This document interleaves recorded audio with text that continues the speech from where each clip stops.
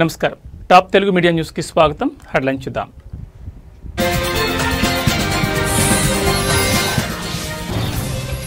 తెలంగాణ రాజకీయాల్లో కీలక పరిణామం. సిబిఐ చేతికి వామనరావు దంపతుల మర్డర్ కేసు.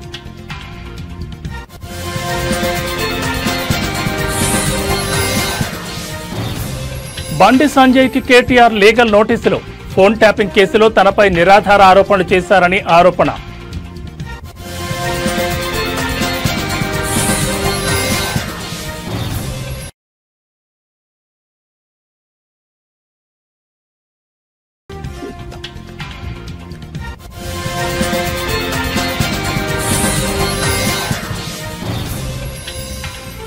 నేడు తెలంగాణకు భారీ వర్షం. పలు జిల్లాలకు యెల్లో అలర్ట్ జారీ.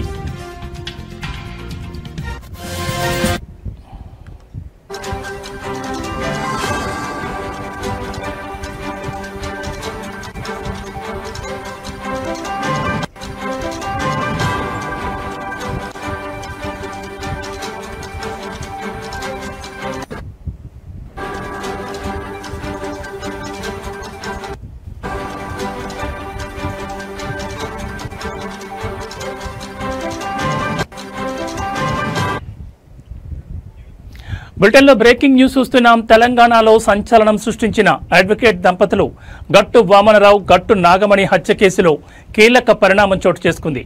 ఈ కేసు దర్యాప్తు సిబిఐకి అప్పగిస్తూ సుప్రీంకోర్టు కీలక తీర్పునిచ్చింది. పెద్దపల్లి జిల్లా మంథనిలో 2021 ఫిబ్రవరి 17న వామనరావు, నాగమణి కారులో వెళ్తుండగా అడ్డగించి నడి రోడ్డుపై కొందరు దుండగులు దారుణంగా హత్య చేశారు.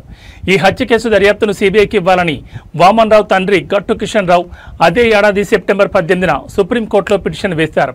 ఈ పిటిషన్పై విచారణ జరిపిన సుప్రీంకోర్టు ఈ కేసుకు సంబంధించిన వీడియోలు సహా అన్ని పత్రాలు తమ ముందుంచాలని తెలంగాణ ప్రభుత్వాన్ని గతంలోనే ఆదేశించింది.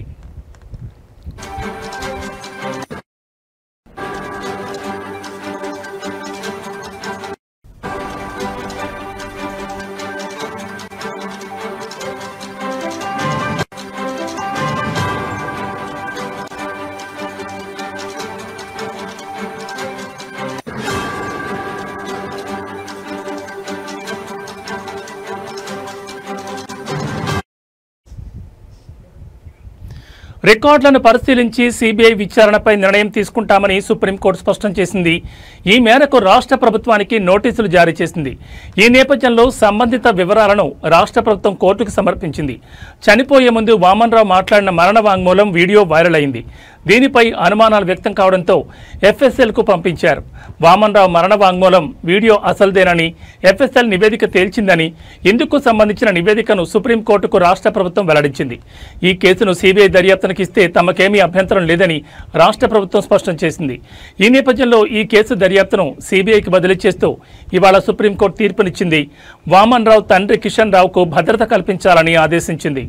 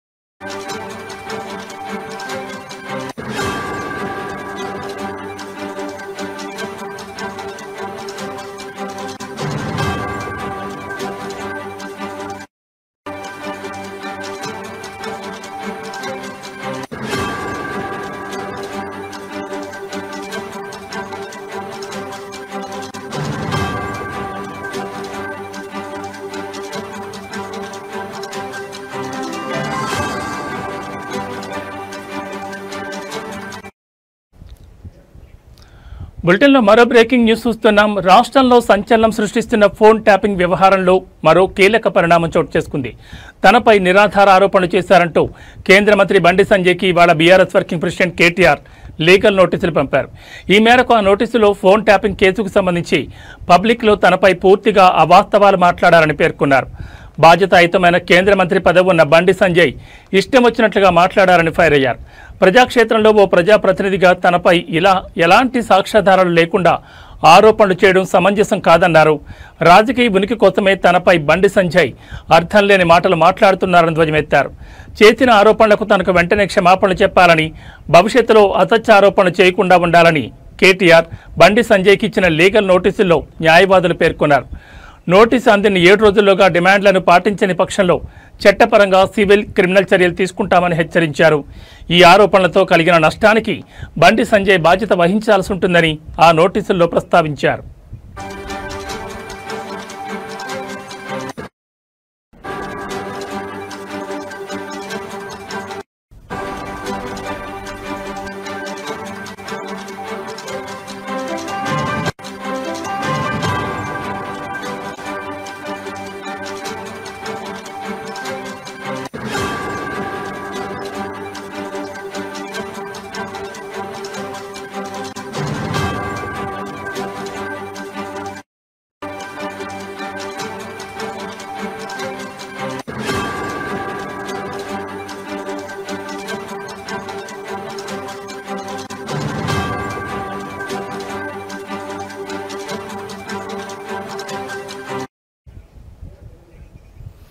కాగా ఆగస్టు 8న దిల్కుషా గెస్ట్ హౌస్లో సిట్ విచారణకు హాజరై బయటకొచ్చిన బండి సంజయ్ మీడియాతో మాట్లాడుతూ ఫోన్ ట్యాపింగ్ వ్యవహారంలో బీఆర్ఎస్ వర్కింగ్ ప్రెసిడెంట్పై సంచలన ఆరోపణలు చేశారు. ఫోన్లు ట్యాప్ అయిన వారి జాబితాలో రేవంత్ రెడ్డితో పాటు హరీష్ రావు పేర్లు కూడా ఉన్నాయని తెలిపారు. బీఆర్ఎస్ పాలనలో తన ఫోన్ ఎక్కువగా కేటీఆర్ ట్యాప్ చేశారని ఆరోపించారు.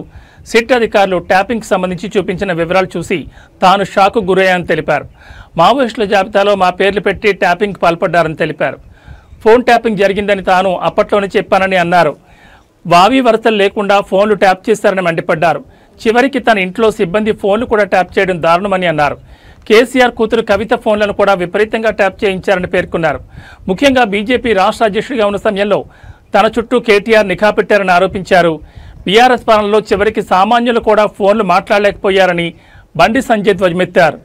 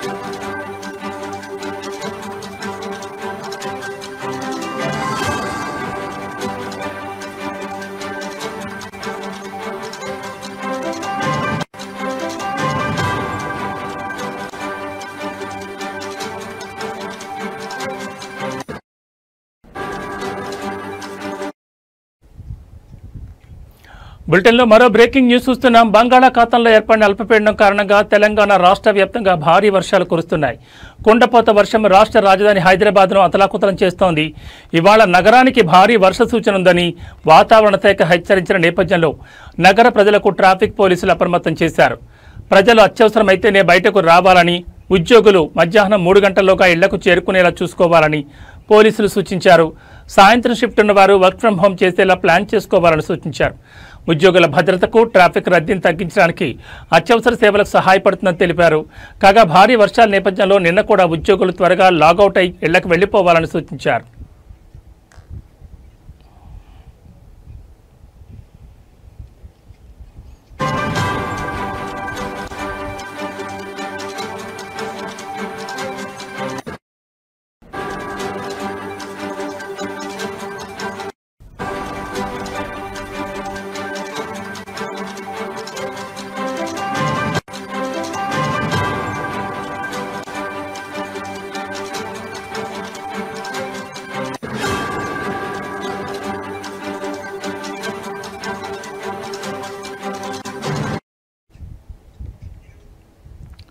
ఉమ్మడి ఆదిలాబాద్, ఖమ్మం, వరంగల్ సహా జగిత్యాల జిల్లాల్లో భారీ వర్షం కురిసే అవకాశం ఉందని పేర్కొంది.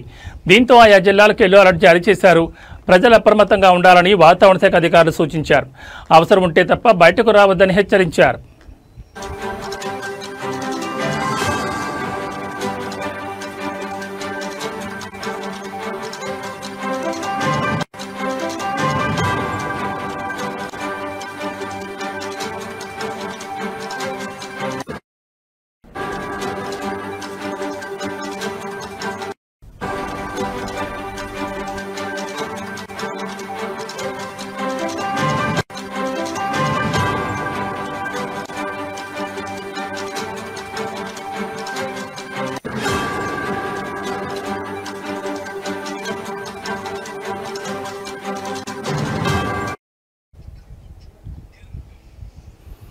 పశ్చిమ మధ్య బంగాళాఖాతంలో అల్పపీడనం ఏర్పడే అవకాశాలున్న నేపథ్యంలో బుధవారం నుంచి 4 రోజుల పాటు తెలంగాణలోని పలు జిల్లాల్లో భారీ వర్షాలు కురిసే అవకాశం ఉందని వాతావరణ శాఖ హెచ్చరించింది.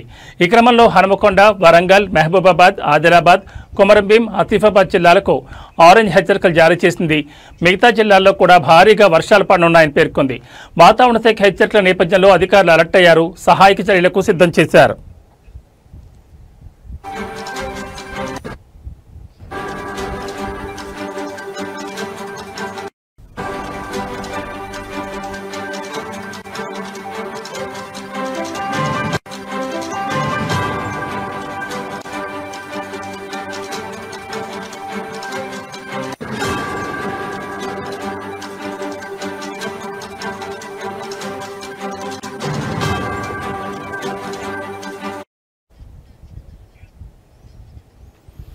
తెలంగాణలో గత 4-5 రోజులుగా కొండపోత వర్షాలు కురుస్తున్నాయి. ముఖ్యంగా దక్షిణ తెలంగాణ జిల్లాలో భారీగా వర్షాలు పడుతున్నాయి.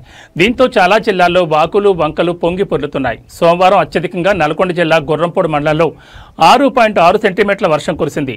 సంగారెడ్డి, వికారాబాద్, కొమరంభీం, ఆసిఫాబాద్, మంచిర్యాల, జనగామ, వరంగల్, కరీంనగర్, నిర్మల్ జిల్లాల్లో పలుచోట్ల ఓ మోస్తరు వర్షాలు కురిశాయి.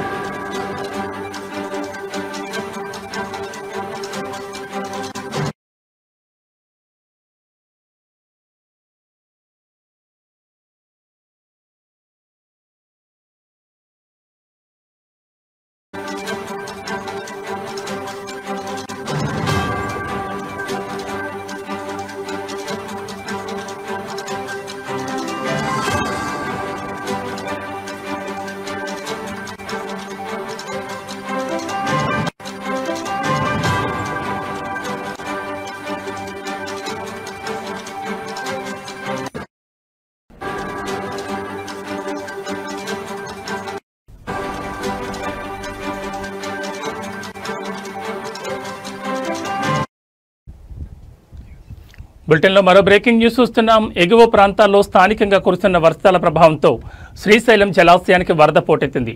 జూరాల, సుంకేశ్వర ప్రాజెక్టుల నుంచి వరద క్రమంగా పెరుగుతుండటంతో ఇప్పటికే జలాశయం పూర్తిగా నిండిపోయింది. ప్రాజెక్టు పూర్తిస్థాయి నీటి మట్టం 885 అడుగులు కాగా ప్రస్తుతం 882.70 అడుగులకు చేరింది. దీంతో అధికారులు 4 స్పిల్వే గేట్లను ఎత్తి నాగార్జున సాగర్కు 1,08,076 క్యూసెక్కుల నీటిని విడుదల చేస్తున్నారు. అలాగే పోతిరెడ్డిపాడు హెడ్ రెగ్యులేటర్ నుంచి 35,000 క్యూసెక్కులు, కుడిగట్టు విద్యుత్ కేంద్రం నుంచి 30,808 క్యూసెక్కుల నీటిని విడుదల చేస్తున్నారు. ఈ సీజన్లో 4 రోజుల వ్యవధిలో ప్రాజెక్టు నుంచి నీటిని విడుదల చేయడం ఇది 3వసారి. ప్రస్తుతం ప్రాజెక్టులోకి 2,02,456 క్యూసెక్కుల నీరు వచ్చి చేరుతున్నట్లు అధికారులు చెప్తున్నారు. మరోవైపు నాగార్జున సాగర్ కూడా వరద ప్రవాహం పెరుగుతుండటంతో 8 క్రస్ట్ గేట్లను ఎత్తి నీటిని దిగువకు విడుదల చేస్తున్నారు.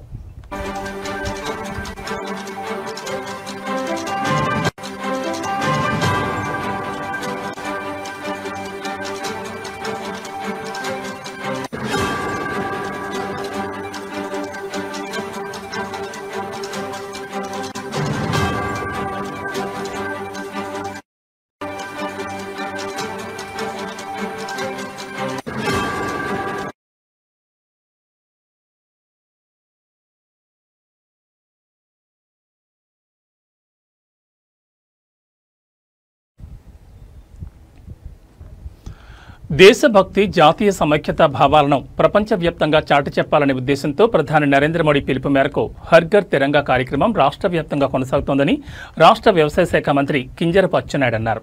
శ్రీకాకుళం జిల్లా సూర్యమహల్ జంక్షన్ నుంచి 7 రోడ్ల జంక్షన్ వరకు జరిగిన జాతీయ పతాక ర్యాలీని ఆయన ప్రారంభించారు. ఈ సందర్భంగా మంత్రి మాట్లాడుతూ స్వాతంత్ర దినోత్సవం నాడు జిల్లాలో ప్రతి ఇంటిపై మువ్వన్నెల జెండా ఎగురవేసి దేశ సమైక్యతను చాటాలని పిలుపునిచ్చారు. ముఖ్యమంత్రి చంద్రబాబు నాయుడు విజన్ 2047 సంకల్పానికి అనుగుణంగా ప్రతి ఒక్కరూ దేశం రాష్ట్రాభివృద్ధి కృషి చేయాలన్నారు. స్వాతంత్ర్యం కోసం ప్రాణాలు అర్పించిన అమరవీరుల త్యాగాలను స్మరించుంటూ వారికి నివాళులర్పించాల్సిన అవసరాన్ని గుర్తు చేశారు.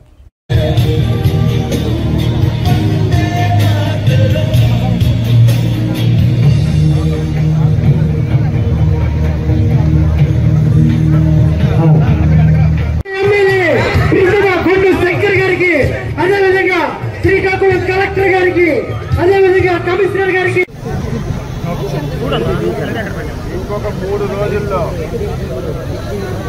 భారతదేశానికి స్వాతంత్రం వచ్చి 68 సంవత్సరాలు పూర్తి చేసుకుని 69వ సంవత్సరంలో అడుగు పెడుతున్నటువంటి సందర్భంలో అంతే కదా 78 సంవత్సరాలు పూర్తి చేసుకొని 79వ సంవత్సరంలో అడుగు పెడుతున్నటువంటి సందర్భంలో భారత ప్రభుత్వం ఇటు రాష్ట్ర ప్రభుత్వం కలిసి హర్ ఘర్ తిరంగా అనే పేరుతో ఈ 4 రోజులు దేశంలో ప్రతి ఒక్కరిని చైతన్యపరచాలి, ప్రతి ఒక్కరిలో దేశభక్తిని పెంపొందించాలని ప్రధానమైనటువంటి ఉద్దేశంతోనే ఈ కార్యక్రమాన్ని తీసుకున్న విషయం ప్రతి ఒక్కరికి తెలియజేస్తున్నాను.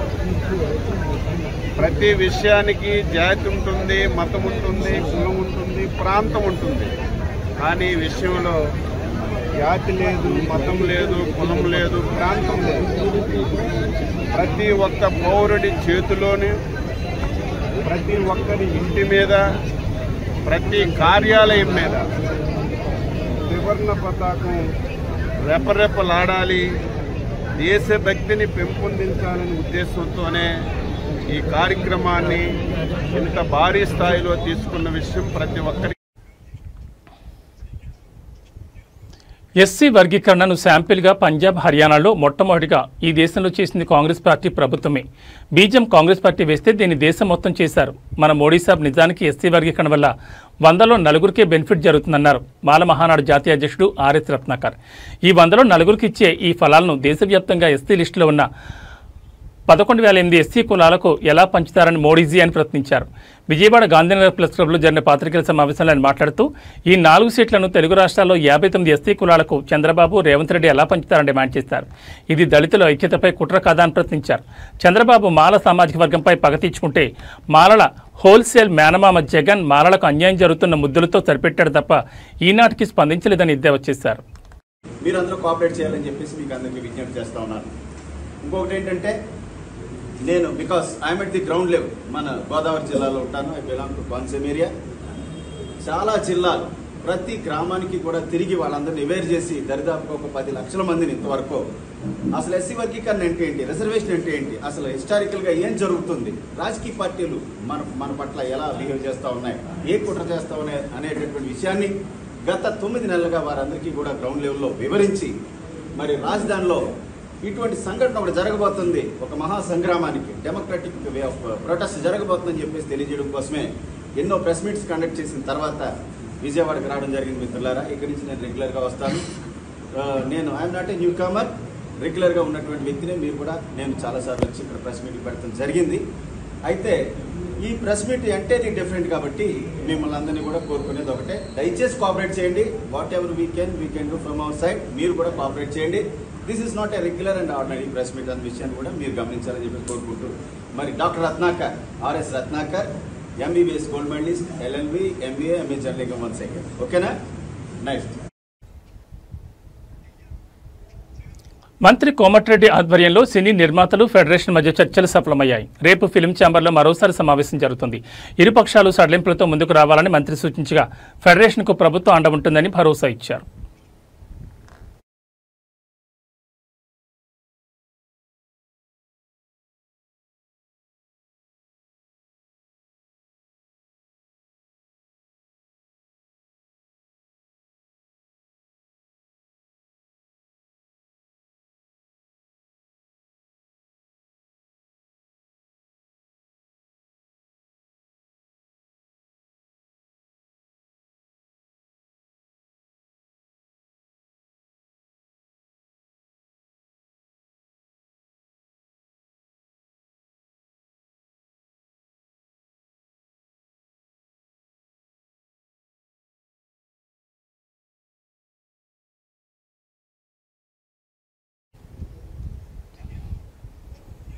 గత కొన్ని రోజులుగా హైదరాబాద్లో కురుస్తున్న వర్షాలకు మూసీ నదికి వరద పోటెత్తుతోంది. అదేవిధంగా ఎగువన భారీ వర్షాలతో హిమాయత్ సాగర్ భారీగా వరద వచ్చి చేరుతోంది.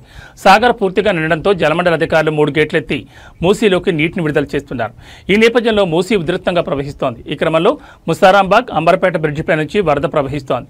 దీంతో అప్రమత్తమైన అధికారులు బ్రిడ్జిపై నుంచి వాహనాలు రాకపోకలు నిలిపివేస్తారు. వంతెనకి ఇరువైపులా భారీ గేట్లు ఏర్పాటు చేస్తారు. వాహనదారులు ప్రత్యామ్నాయ మార్గాలు చూసుకోవాలని సూచించారు.